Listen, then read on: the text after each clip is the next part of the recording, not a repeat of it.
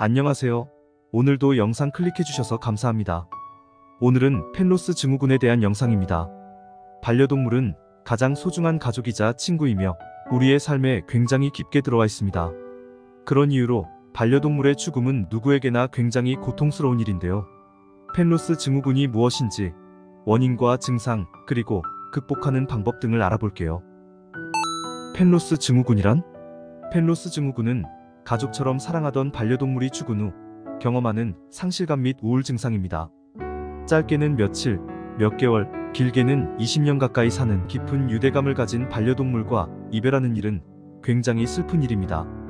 반려견이 죽으면 어린 자식이 사망한 것과 같은 기분을 겪는데 자녀보다 더 큰 단절감을 느끼기도 합니다. 자녀는 성장하면서 사춘기, 이성 친구와의 교제 등을 거치면서 분리 과정을 겪지만 반려동물은 온전하게 나만을 신뢰하고 나만을 믿는 존재로 애착관계가 절대적일 수 있습니다.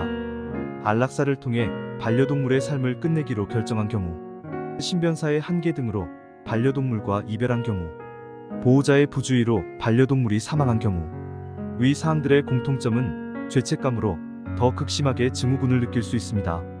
반려동물의 죽음에 죄책감을 가질 만한 계기가 동반되면 펜로스 증후군이 더욱 발생하기 쉽다는 것입니다.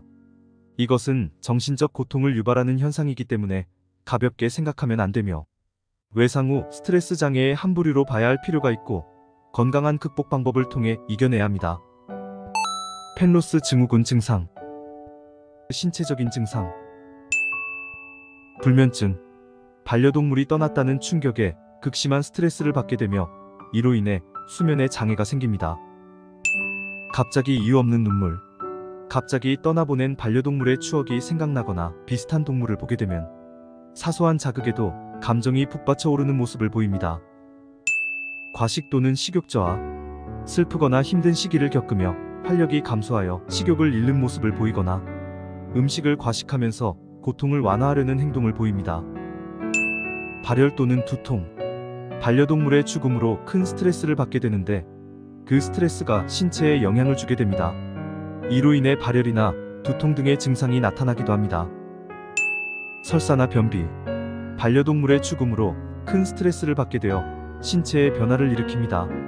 설사를 하거나 변을 보지 못하는 변비 증상을 보입니다. 정신적인 증상. 우울증. 살아있는 생명에게 모든 사별은 깊은 슬픔을 만듭니다. 반려동물의 죽음으로 긴 시간 동안 우울감을 느끼게 됩니다. 무기력증. 반려동물에게 의지를 많이 했던 사람일수록 반려동물의 죽음으로 인해 삶의 의미를 잃어버리고 무기력증에 빠지게 됩니다. 죄책감. 반려동물이 살아있는 동안 잘해주지 못했다는 것을 후회하며 자신을 채찍질하고 죄책감에 고통스러워합니다. 정상 생활 불가능. 반려동물의 죽음으로 인해 하루 종일 죽은 반려동물을 떠올리며 슬픔에 빠지거나 다른 생각을 전혀 하지 못하고 일상생활에 집중하지 못합니다. 펜로스 증후군 극복하는 방법. 좋아하는 일에 집중하기. 반려동물을 생각하는 시간을 줄이기 위해 다른 일에 몰두하는 것은 굉장히 좋은 해결책입니다. 직업적인 일에 집중도 좋지만 이외 시간에는 억지로라도 취미를 만들어서 잡념을 줄여야 합니다. 그렇게 조금씩 시간이 지나다 보면 극복할 수 있게 됩니다. 장례를 치르고 보내주기. 반려동물의 마지막을 잘 보내줬다는 생각이 들도록 반려동물과 이별하는 의식을 치렀다는 것만으로도 펜로스 증후군 극복에 굉장히 큰 도움이 됩니다. 충분히 애도하기. 반려동물이 죽었을 때 감정을 억제하고 참으려고 한다면 시간이 지날수록 역효과가 나게 됩니다. 반려동물은 나의 가족이기 때문에 한순간에 잊을 수 없습니다. 충분한 애도의 시간을 가지면서 반려동물의 물건을 천천히 정리해야 합니다. 반려동물의 묘지 또는 기념비를 만들거나 추억이 담긴 앨범을 만드는 것도 좋습니다. 다른 사람과 감정 공유하기. 다른 누군가와 솔직한 내 감정을 공유하는 것은 펜로스 증후군 극복에 큰 도움이 됩니다.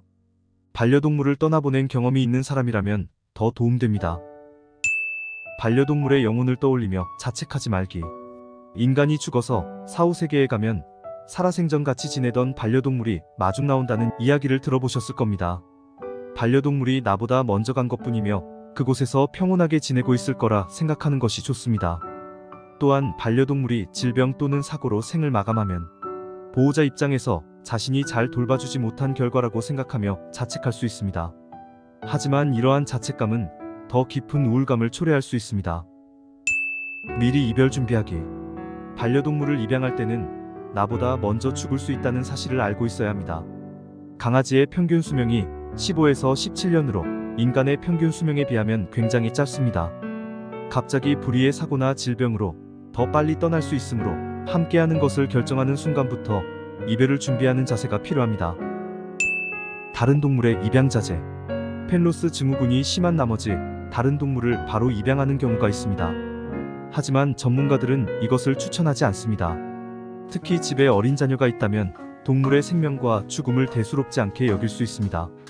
기존 반려동물의 부재로 인한 슬픔을 억누르는 대체제로 새 동물을 들이지 마시고 충분한 시간을 가진 후 마음에서도 잘 보내줬다고 생각했을 때 입양을 고려하시길 바랍니다. 만약 입양을 한다면 떠난 반려동물과 비슷한 성향을 가진 종을 고르되 똑같은 품종은 키우지 않는 것을 추천드립니다. 떠난 반려견의 분신처럼 인식할 수 있어 새로운 반려동물의 특성을 있는 그대로 받아들이지 못할 수 있기 때문입니다. 정신과 상담. 우울하고 슬픈 감정이 지속될 시에는 정신건강의학과나 심리상담센터를 방문하여 상담을 받아보시길 권장드립니다. 정신과 방문을 꺼릴 수 있지만 마음이 아프면 몸도 아파질 수 있어 나의 정신을 치유하는 목적으로 전문가에게 상담을 받으며 치료를 병행하는 것이 좋습니다. 오늘은 제목부터가 참 슬픈 제목이긴 합니다만 반려동물이 떠난 뒤 슬픔에 빠져있는 모습보다는 반려동물과 우리가 함께 있는 동안 더 건강하고 즐겁고 행복하게 지내자는 의미에서 영상을 제작해보았습니다. 반려동물이 우리 곁을 떠난다는 것은 정말 슬프지만 앞서 말씀드린 것처럼 반려동물과 나를 위해 서서히 아름다운 이별을 준비하는 것도 방법인 것 같습니다. 혹시나 반려동물과 이별한 지 얼마 되지 않는 보호자님께서 이 영상을 보신다면 너무 슬퍼하지 마시고 지혜롭게 잘 극복하시길 진심으로 바랄게요. 오늘 영상은 여기까지입니다. 구독과 좋아요는 더 좋은 영상을 만드는데 큰 힘이 됩니다. 끝까지 시청해주셔서 진심으로 감사드립니다.